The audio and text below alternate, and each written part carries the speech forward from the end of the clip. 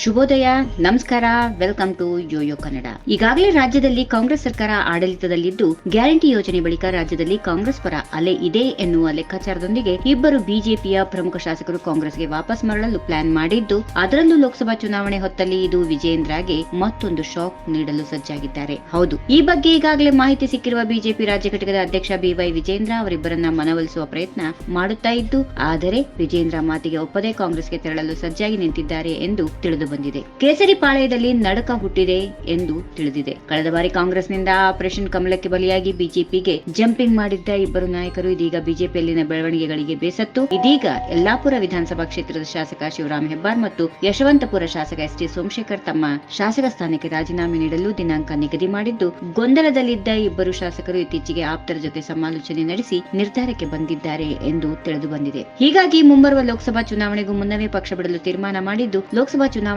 ನೀತಿ ಸಂಹಿತೆ ಜಾರಿಯಾದ ಕೂಡಲೇ ಇಬ್ಬರು ಶಾಸಕರು ರಾಜೀನಾಮೆ ನೀಡುವ ಸಾಧ್ಯತೆಗಳು ಇವೆ ಎಂದು ಹೇಳಲಾಗುತ್ತಾ ಇದೆ. ಇನ್ನು ಕಾಂಗ್ರೆಸ್ ಪಕ್ಷದಿಂದಲೂ ಸಹ ನೀವು ಪಕ್ಷ ಸೇರೋದಾದ್ರೆ ಲೋಕಸಭಾ ಚುನಾವಣೆಗೆ ಮುಂಚಿತವಾಗಿ ಸೇರಬೇಕು ಎಂದು ಇಬ್ಬರು ಶಾಸಕರಿಗೂ ಒತ್ತಡ ಬಂದಿದೆ ಎಂದು ತಿಳಿದು ಬಂದಿದೆ. ಹೀಗಾಗಿ ತರಾತುರಿಯಲ್ಲಿ ಇವರು ಕಾಂಗ್ರೆಸ್ಗೆ ಮತ್ತೆ ಸೇರ್ಪಡೆಯಾಗುವ ಸುದ್ದಿಗಳು ರಾಜಕೀಯ ವಲಯದಲ್ಲಿ ಹಲ್ಚಲ್ ಮೂಡಿಸಿವೆ. ಇಬ್ಬರು ಶಾಸಕರು ಬಿಜೆಪಿ ಬಿಡುವ ಬಗ್ಗೆ ಈಗಾಗಲೇ ಬಿವೈ ವಿಜೇಂದ್ರ ಕೇಂದ್ರ ಗೃಹ ಸಚಿವ ಅಮಿತ್ ಶಾಗೆ ಮಾಹಿತಿ ನೀಡಿದ್ದು, ಎಸ್ ಟಿ ಸೋಮಶೇಖರ್ ಹಾಗೂ ಶಿವರಾಮ್ ಹೆಬ್ಬಾರ್ ಮನವೊಲಿಸಲು ಆಗುತ್ತಿಲ್ಲ ಎಂದು ಹೇಳಿದ್ದಾರೆ ಕೂಡ ಹೀಗೆಂದು ತಿಳಿದು ಬಂದಿದೆ. ಇದು ಮೊನ್ನೆ ಶಿಕ್ಷಕರ ವಿಧಾನ ಪರಿಷತ್ನ ಚುನಾವಣೆಗೆ ಸೋತ ಬಳಿಕ ಇದೀಗ ಇದು ವಿಜೇಂದ್ರ ಮತ್ತೊಂದು ಮುಖಭಂಗ ಎನಿಸಿದೆ. ಅಷ್ಟೇ ಅಲ್ಲದೆ ಇಬ್ಬರು ಅಧಿಕಾರ ಅನುಭವಿಸಿ ಈಗ ಪಕ್ಷ ತೊರೆಯಲು ತೀರ್ಮಾನಿಸಿದ್ದಾರೆ. ಇಬ್ಬರು ಶಾಸಕರ ಜೊತೆ ಹೈಕಮಾಂಡ್ ಮಾತನಾಡಿ ಮನವೊಲಿಸಬೇಕೆಂದು ವಿಜೇಂದ್ರ ಮನವಿ ಮಾಡಿದ್ದಾರೆ ಎಂದು ತಿಳಿದು ಬಂದಿದೆ. ಆದ್ರೆ ಏನು ಉಪಯೋಗ ಆಗದ ಕಾರಣ ವಿಜೇಂದ್ರ ಕೈ ಚೆಲ್ಲಿ ಕೂತಿದ್ದಾರೆ. ಹೋದರೆ ಹೋಗಲಿ ಬಿಡಿ ಅಂತ ಬಿಜೆಪಿ ನಾಯಕರು ಅಂತಿದ್ದಾರೆ. ಹೀಗಾಗಿ ಸದನ ಬಳಿಕವೇ ಈ ಇಬ್ಬರು ನಾಯಕರು ಮತ್ತೆ ಕಾಂಗ್ರೆಸ್ ಸೇರ್ಪಡೆಗೆ ಮುಹೂರ್ತ ಇಡಲಾಗಿದೆ ಎಂದು ರಾಜಕೀಯ ವಲಯದಲ್ಲಿ ಕೇಳಿಬರುತ್ತಿದೆ.